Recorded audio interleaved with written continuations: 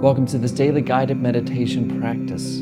This is the Attentive Mind. My name is Nathan, and I'll be guiding you through this meditation practice today. Find yourself a seated position. The goal with the position here is to find something both sturdy and comfortable. You don't want to be uncomfortable during the practice because then you'll be distracted by your body. You'll want to shift around and things like that, and you'll be distracted. You also don't want to be unsturdy, unstable. You want to be sturdy because having a stable position really hones the mind in. It really allows us to feel like we're here to stay and we're not just about to get up and do something else. So sitting in a chair works, lying down, just find what works for you. We also keep our eyes open during this practice. But of course, if you've learned to practice with your eyes closed and you feel more comfortable doing so, go ahead and do that. There are no hindrances here. But if your eyes are open, just leave the screen alone and drop your gaze gently down below you, glancing at the floor or the desk or whatever is just below you. We're not staring or analyzing anything. We're also not zoned out and blurry. We just have a gentle gaze directed softly and clearly downwards.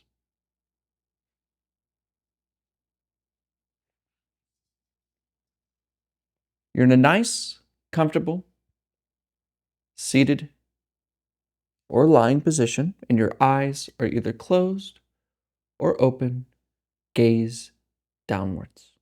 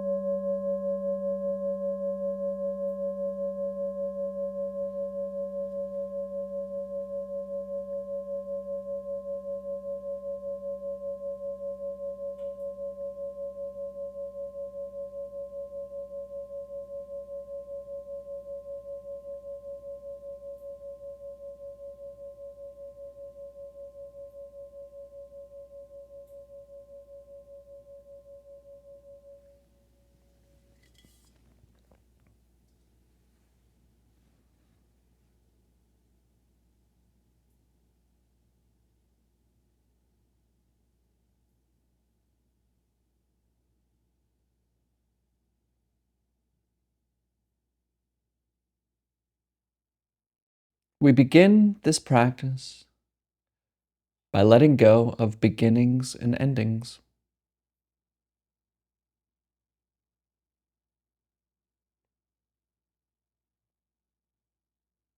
Nothing has started.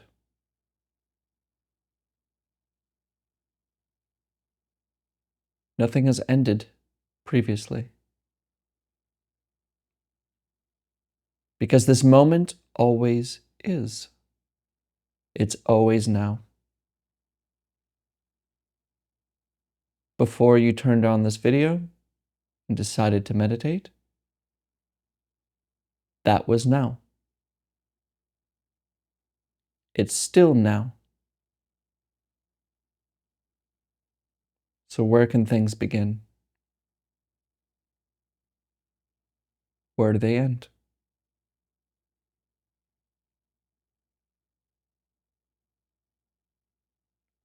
And this is an important thing to understand because there's nothing special to what we're doing here. We're not gaining anything, not reaching for some future.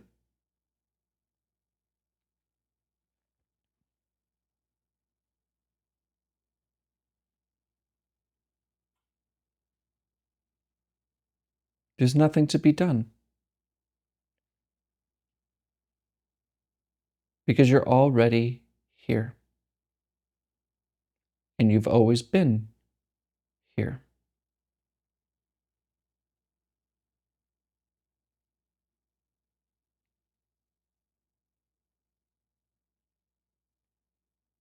So, really, what we're doing is just sitting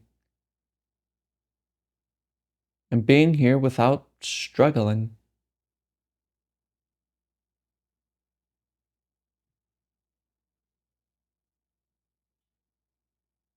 We step out of the mental war we have,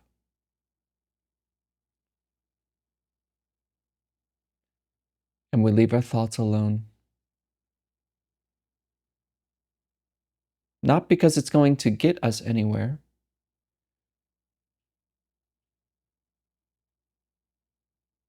but because leaving thoughts alone reveals what already is, what always is, and will always be.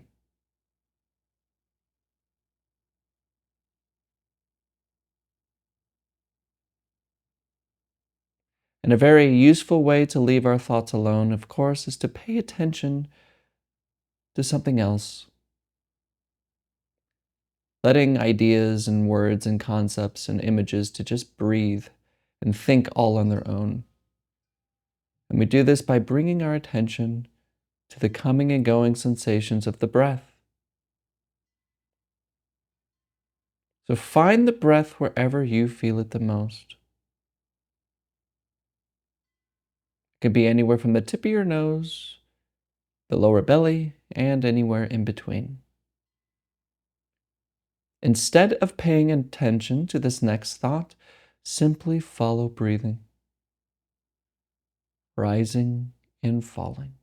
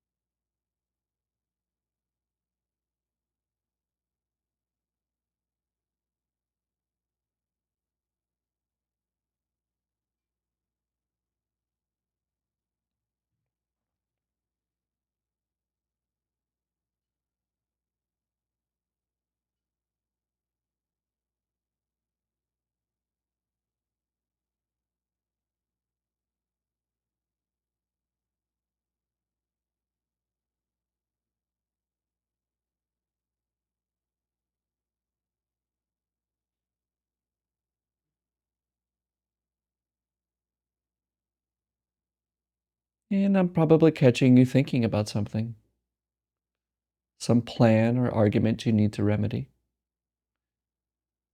And notice that when you're lost in thought, no longer is the breath in your awareness. There's no problem here. There's no rush, nothing to get to. Just when you notice that you're lost in some fantasy, some words, some future, just simply return to the breath. Effortlessly and gently. Remain with the breath lightly and allow thoughts to come and go as they please. Your only task is to remain with breathing.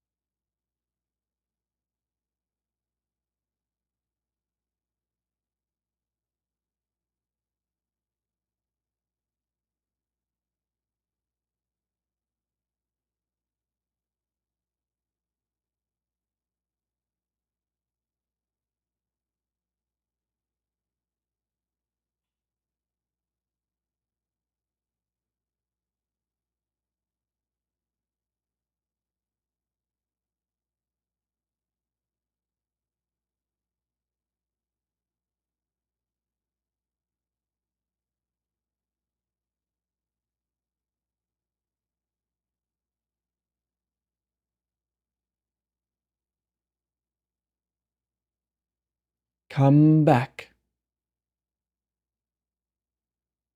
Come back to breathing.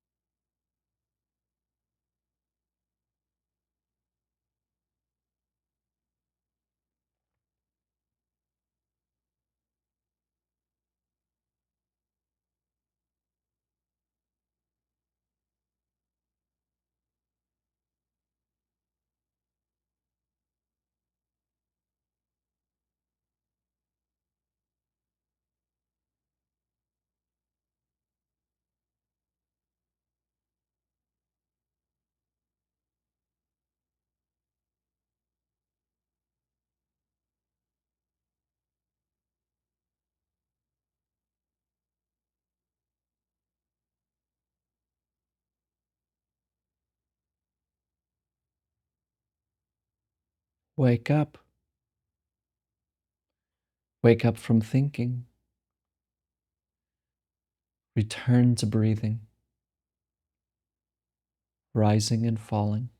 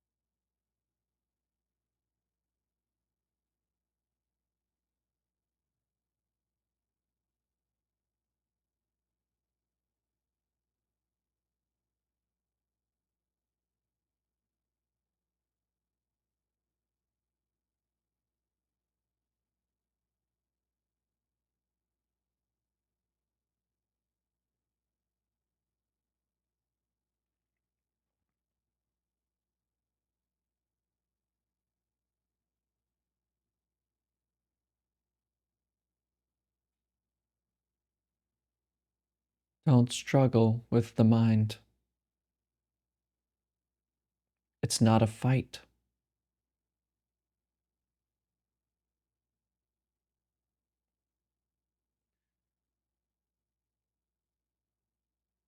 The mind can do whatever it wants to.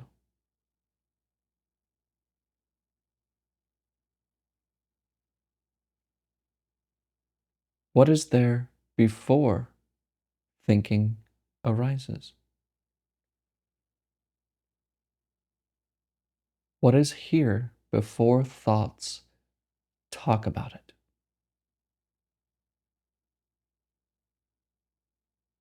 Stay. Stay in the place which is always here before words.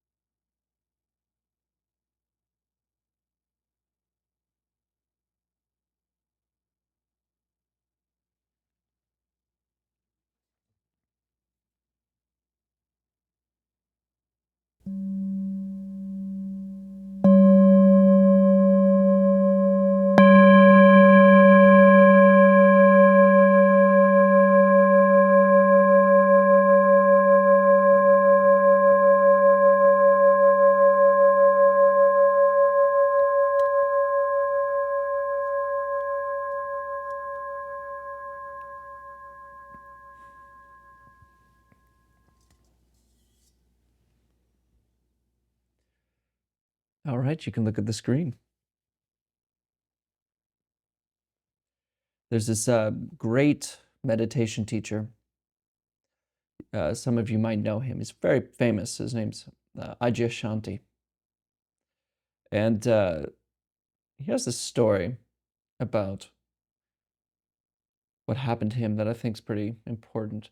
He he was like this athlete of a meditator. Like he was an actual athlete in real life, but he was an athlete of meditation. So he would just be sitting constantly, sitting for hours before the formal meditation practice at the Zen center, and then sitting for long hours after. Just this constantly fighting, working. And he he's in the Zen tradition, so in part of the what we do, well, what happens in the Zen is you have an encounter with your teacher, especially during a retreat, and it's just like a conversation to see where you're at in the practice. And he had this encounter with his teacher, and he was talking about how much he was meditating and how much he was working and how things weren't working out for him. And his teacher she said, if you go to war with your mind, the war will never end. And then she rang the bell and told him to leave, which was very good, right? Because a lot of us, when we're sitting in practice, may make the mistake of we need to push our thoughts away. We need to, no, don't think about that. Think about this. My mind's so chaotic, I need it to calm down. And as Alan Watts says, trying to calm your mind down with your own will is like trying to take a flat iron, a hot flat iron, and trying to smooth rough water with it. You just stir it up ever more because you're touching it. You're making a thing of the mind. You're fighting it. When you're in a bad mood, what do? You're anxious or depressed or whatever. You run, you don't like it. You're fighting. Don't go to war with your mind. I know this is weird, but there's a lot of value in treating your mind like a friend.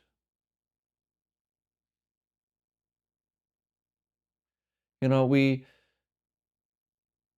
if you talked, if like you had a friend that talked to you the way your mind does, like, oh, you're not good enough, you're a piece of crap, blah, blah, blah, that's a rude person. And of course, we would rather not have that as a friend. But if you in return give it kindness, you say, oh, okay, thank you for the advice. But that's your opinion. And wish the best for it. Treat it as like a dear friend of yours.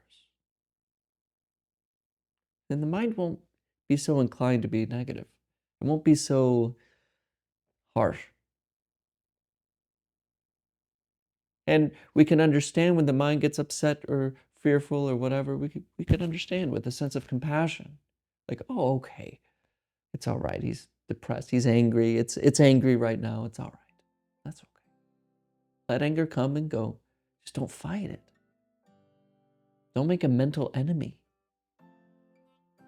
Your mind isn't your adversary unless you make it your adversary.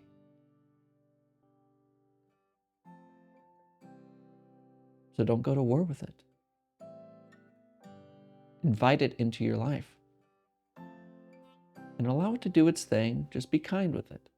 Like a parent with a rough toddler. If the toddler's out of control and gets mad and the parent's like, oh, okay, let me help you. And it just learns that behavior to do that bad behavior over and over again. But if the parent just sees it, lets the toddler know that I see you, but doesn't react, doesn't fight, okay. The toddler learns on its own to just, well, that reaction's not going to get anything. It's kind of the same with our minds. So don't go to war with your mind. Treat it as a dear friend, a loved one, and be kind. Meditation isn't a fierce battle. It isn't a forcing. It isn't a correction. We allow things to be as they are, including the mind. Thank you for showing up today. And as always, without exception, I'll see you tomorrow.